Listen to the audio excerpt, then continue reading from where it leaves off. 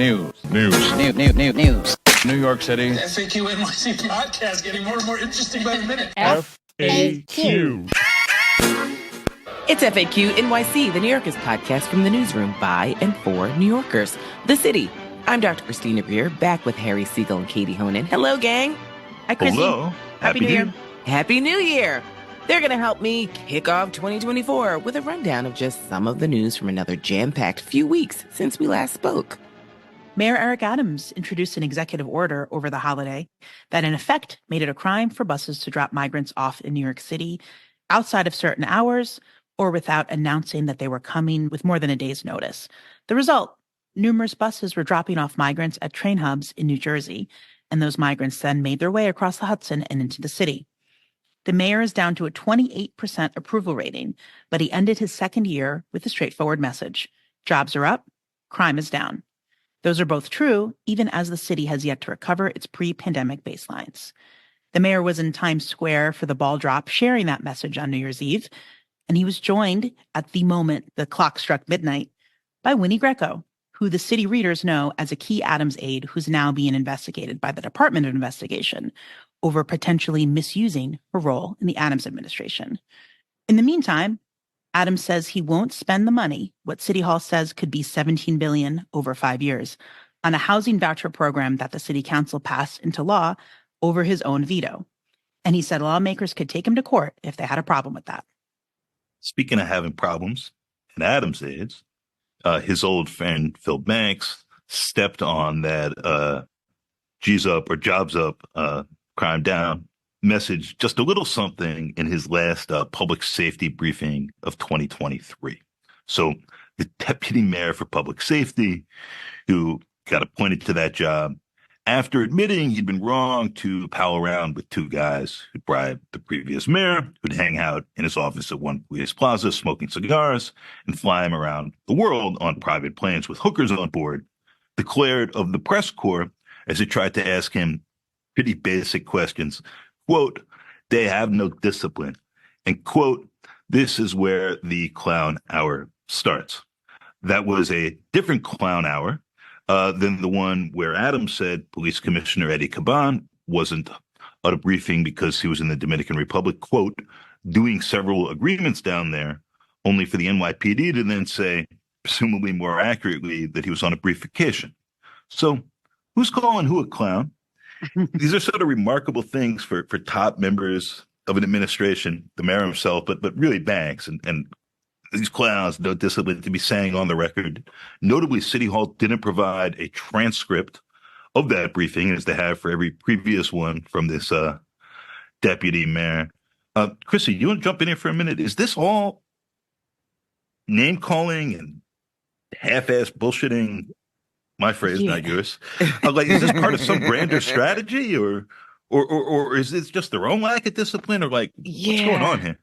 You know, Harry, I've been trying to ride with this mayor. Like, I was really excited about the potential of someone who I thought was really good politically and savvy. And I feel like the verdict might still be out about Adams himself. But it seems like more and more he surrounds himself with these like small time, I'm not going to say crook scammers, but like just these small time folks. And I'm putting Phil Banks in that category. The comments attacking the press, and you know, I've been very open and honest about the issues I have with some of the New York City press corps and like what I perceive as blind spots.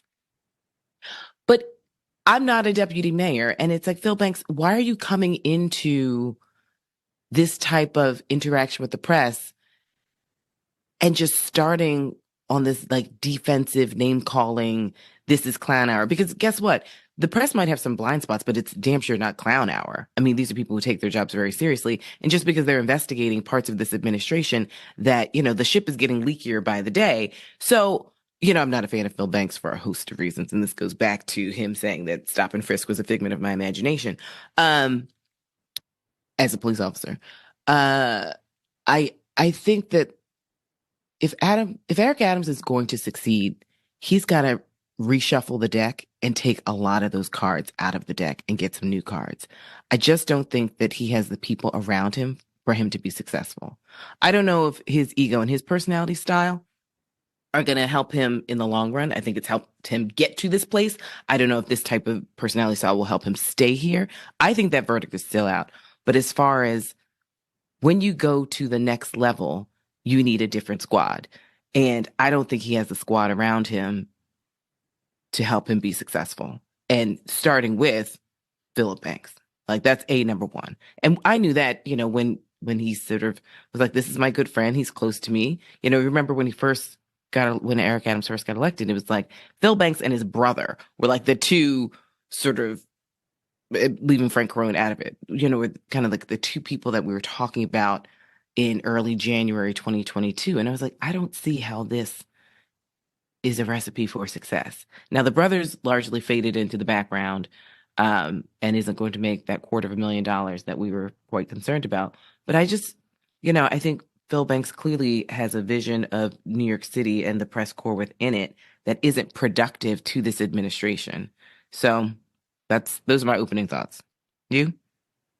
I think I wasn't at the Clown Hour presser. I mean, I will say that the only news that usually comes out of Phil Banks' press conferences is him being rude to people. It's not like they're very informative. He kind of treats it like a junior high school intro to civics. And I think he also fancies himself as like a radio host. He used to have a radio show. So it's usually the top media haters that are just wannabes themselves. But sorry, Chrissy, you have a point. No, I just have a question for you because yeah.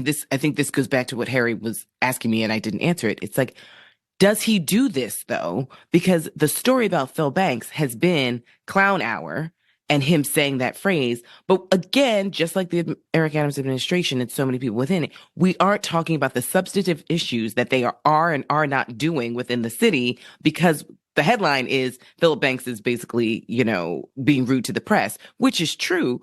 But like, are we drilling down? It's like the questions that the press were asking Phil Banks, have we gotten an answer to that? And like, where are those in the headlines of the stories? And I feel like is that the part of the point of the administration to kind of consistently distract us a la Donald Trump style. So we're talking about the performance of it as opposed to the substance of it. I'll say that, that briefing, he had the TLC commissioner, and he's the deputy mayor for public safety, right? So he had a very perfunctory, like, let's talk about public safety and, oh, you shouldn't drink and drive on New Year's Eve. Obviously, these are important messages, but are they incredibly pressing? Maybe not. What he was being asked by a reporter was, are you sticking around the administration? Which has been kind of a question for months of how long he's going to stay. He dips in and out of the mayor's off-topic Tuesday as he pleases, and he usually sits sulks in the corner, taunts reporters, whatever, curses about the questions they ask. I don't think it's a strategy from this administration to do it. I think they're very orderly. The mayor has said, do not disrupt my press conference. I love order. It's a sort of type A. I think you might see it in some police officers that don't talk to me that way, disrespect me, you give me the courtesy type of thing. That's how Phil Banks is as deputy mayor. He's incredibly rude to reporters, like to their face. You try to ask him a question, he deflects. I think he's on this mission of like revenge. He was mad that reporters wrote about when he was an unindicted co-conspirator in a federal corruption trial. So like, sorry we published your vacation photos in Israel, and by, Hellgate did a whole thing. So yeah, he's just like, I always say, it's like the most boring story if the people are rude to reporters. Who cares? But it can be kind of a hostile work environment where you're just trying to do your job. It can be a little bit of a tell. It can be just a little bit of a tell, right? Like, I don't care. Reporters don't care. It's name calling is not interesting, but not having the discipline, not the name call, it can be a sign. Sometimes, by the way, it's a sign of somebody who's on the way out, who said, I've had just about enough of this. Yeah. I've liked having the pop, but I want to be able to cuss and call you a jerk and not answer your damn questions. I just feel like, does this go back to the larger concern that a lot of us had? Not by us, I mean, not necessarily you two, but like me and people I speak to on a daily basis, which is like Eric Adams ultimately is a cop and he surrounds himself with cops and they lie like cops and they act like cops and they're rude like cops and, not all cops, but the way a lot of people of color have had interactions with cops in the past, Phil Banks seems like the poster child for that kind of brash, I'm going to be rude to you before I even have a conversation with you. And I'm going to bend the truth and make me question whether or not I can even trust you as someone of authority. And that has been the concern about Eric Adams and the people that he surrounds himself with. Yeah, there's a lot of questions I have about the people within the Adams circle, mainly as we brought up earlier. Why was Winnie Greco Winnie G there with you, Mayor Adams, and your girlfriend, partner Tracy, and the female soccer players from Gotham Football Club? Why were, of all the people who could have been up there with you, Deputy Mayor Amir Zoshi was at the Times Square ball drop, Sanitation Commissioner Jessica Tisch. I'm sure he had lots of other people who I did not see because I was not there. But why was it Winnie Greco up there? Now, obviously, as someone who was, one of the many writers from the city who did these pieces on Winnie Greco, when someone sent it to me because you couldn't see it on TV. I watched, whatever the couple seconds I saw of the mayor on TV for the ball drop wearing his weekend sweater. I didn't see her there, but someone sent me the Gotham Football Club video, and I was like stunned. And I think, sources have told me the mayor, it's not so much ethics, it's legal or not. Like, he doesn't care. Oh, is it illegal to have her up there? Of course not. She hasn't been accused formally of anything. Of course not. But I don't think he cares so much about the optics. But well, he said he's loyal, right? So he's like, listen, she's not in trouble. Like, she's not in prison. So why not? I mean, in some ways, he's a double downer.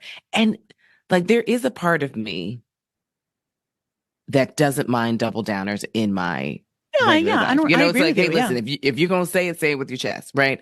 But I tend to not like double downers in my political world, especially for politicians that I don't fully trust or agree with, because I tend to be on the opposite side of what they're doubling down on. But I feel like in this case, Eric Adams has been pretty consistent. He's like, I ride with Frank, I ride with Phil, I ride with Winnie. Like, I'm not abandoning these people just because you all might have some allegations, accusations sniffing around. So it's like, if she's my girl, she's my girl. Which part of me is like, I see it. Like, I mean, you're loyal, but are you going to be loyal to a fault? And I think that remains to be seen. Yeah, I appreciate loyalty. But I think when you're the mayor of the city of New York, right, like, what we found in our reporting was that she was misusing her role and her proximity to the mayor to, in one instance, tell one businessman, yeah, give me $10,000 for my charity. You can come to this Gracie Mansion event. So, like, will she use this Times Square ball drop photo video to further that? Right. People want to get close to the mayor. Of course, he's mayor of New York City. Everyone wants to get close to him for good reasons, for bad reasons. And this just furthers that. But again, I mean, who's the mayor's advisors? What are they saying? I think a lot of the things that they delight in doing is like a big FU to the press. You don't actually see it as much from the mayor. A lot of the people around him, they delight in thinking that they're sticking it to us, when it's like, dude, again. But this is my question about the mayor versus the people in his orbit. Yeah. It's like, if you're trying to be successful and you have people in your orbit who have a unique disdain for the press, but you clearly need the press, I don't understand why this is the edict, because clearly it's an edict from the mayor, right? I mean, like, these people wouldn't consistently behave this way if they knew the mayor would be outraged, right? So, like, either implicitly or explicitly, they know that it's okay to behave this way. And so does the mayor need to sort of reflect and realize, like, I can, the old saying of, like, what do you get, more bees with honey than vinegar, or whatever it may be. The press corps isn't just going to be nice to him just for the sake of being nice to him. But, like, let's be clear, you all can go into a meeting knowing that you won't be insulted. And I think that does change the winds of the energy in the room, because at the end of the day, when you have this antagonistic relationship between the mayor's orbit and the press, the only people who really lose out are New Yorkers, because the administration isn't giving the press, like, the type of answers and access that they actually need to give us the stories that we need as taxpaying citizens. Like, we're getting sort of this obstructionist view of New York City politics from his administration. On that note, bringing us to a closing hit here, I wanted to make sure we got to. So Adams was addressing the new police academy graduates, And he's like, there's a loud vocal minority in this city that just wants you doing paperwork and not policing, and they want everything to go to hell. And we're not going to let those people run the city, which was widely and correctly taken as him talking about the city council and a new bill they just passed, you may or may not veto, that would require police to document, very briefly, it appears, more encounters with the public than they presently have to. I point out that Adams is going to have to go real soon. It's 9:53 a.m. as I'm saying this. At 10 a.m., Kathy Hochul is going to introduce her first State of the State proposal. And the new legislative year is here. We didn't get anything from housing last year. Adams has to go back up this year, speaking of honey and vinegar, and he's got to plead for mayoral control again. They only gave him 2 years. He had to sort of get forced into line with this class size bill. I also have questions about. He's been very critical of. That's going to be very expensive. I go back there where in my view, he said he's had a great run. He's had a really hard time getting anything out of Albany. Chrissy, it's 2 years in. This is his deck of cards, jokers and aces and all. What can we expect from Albany this year? What does the city really need? Is there maybe some more help finally coming with migrants? I doubt it because, by the way, all the lawmakers are up for election this year. Are we finally going to get somewhere with housing? And is there any help coming from New York City, where Eric Adams does like to talk about? He's pointed more at Washington, but both that there are problems that are outside the scope of what he can fairly deal with, and the city is being left to its own devices. And can he shift tone as a former, state senator who I think thought he was going to charm there and has not been terribly successful to this point? Get at some of that help. Well, I thought that his time in Albany would really be useful as a mayor, because most mayors have never spent any time with Albany, and they don't fully understand the relationship between the mayor and the governor in ways that we saw, with de Blasio and Cuomo and that soap opera. But I do think that Eric Adams has to shift the narrative. You know how I feel about polling. Like, I just think that modern day polling has a lot of flaws, but you can't deny 28% is 28%.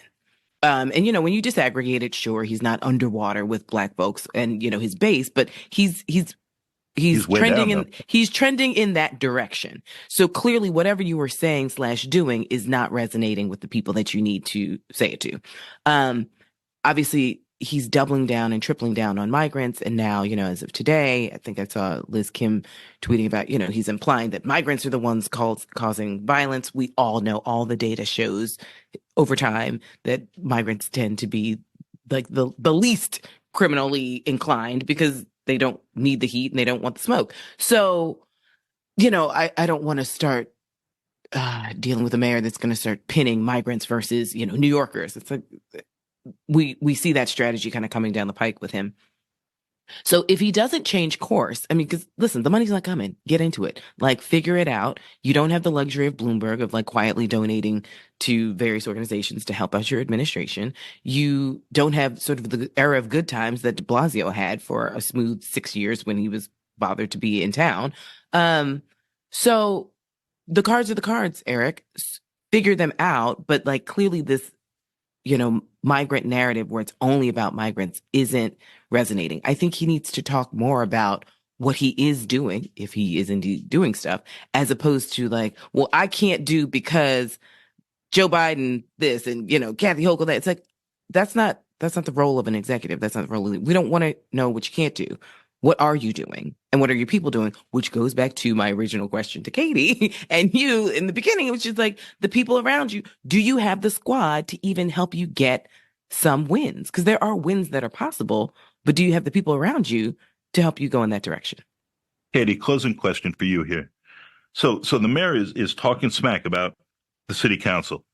Yeah. He's talked smack about the lawmakers in Albany, and especially on the crime issue and how they've screwed things up. His folks are talking smack about the press. He's at a low point. He wants to show, poll-wise, presumably, 28 is low. He wants to show that he's a fighter. He thinks he's being undervalued at the moment. But do you see any signs of growth or correction 2 years in? Or do you just see a mayor who's doubling down on the approach he's made up till now, communications-wise and policy-wise? Doubling down. I mean, maybe there's personal growth we're not seeing, but I think it goes back to who he's surrounding himself with. It's not even so much him. It's like, just very, sometimes, it takes a lot of meditation and my own personal growth to not, the mayor likes to excuse his, like, sometimes if he's accused of acting inappropriately or something, he says, I'm from New York. New York. He's actually answered hard, complicated questions with simply New York. So that's kind of how I feel. It's like, you have a New York attitude. So do I. And, I have a real deep ingrained outer borough. I grew up by the ocean, so I'm even saltier kind of thing. And it takes a lot of energy for me to just say, okay, serenity now, eye on the prize, keep it moving. Because some of these people are really rude. And it's not even so much him. It's his very well paid. And then you read pegs and you see cuts and you see what isn't getting done in the city. And I know that my whole family lives here and pays taxes here. And I think some of these people are making a lot of money to be bad at their jobs and be rude about it. So that's my closing positive 2024 note.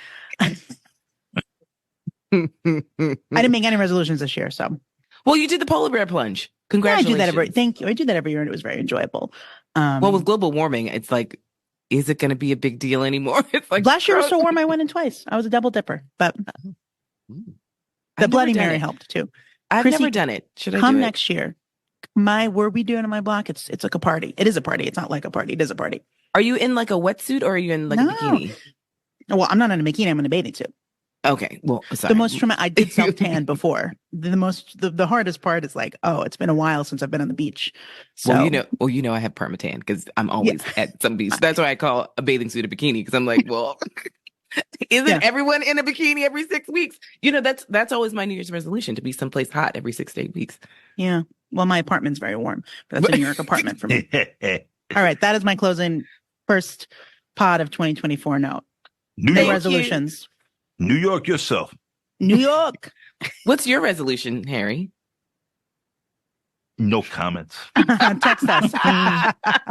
That's for after the readers. pod. Let us know your resolutions in the comment.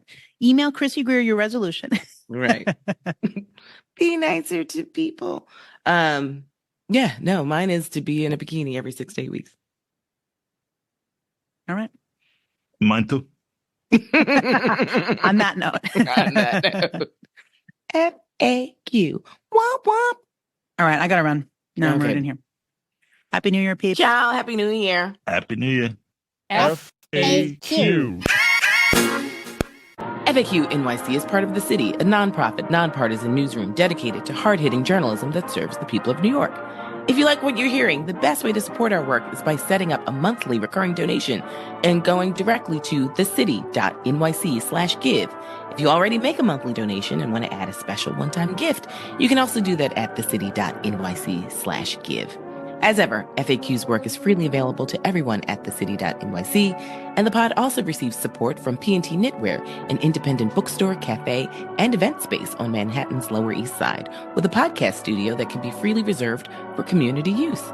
The podcast is a proud member of the Brickhouse Cooperative of independent journalists, critics, and artists, and is affiliated with the Colin Powell School at CUNY City College, where I am a Moynihan Public Scholars Inaugural Fellow.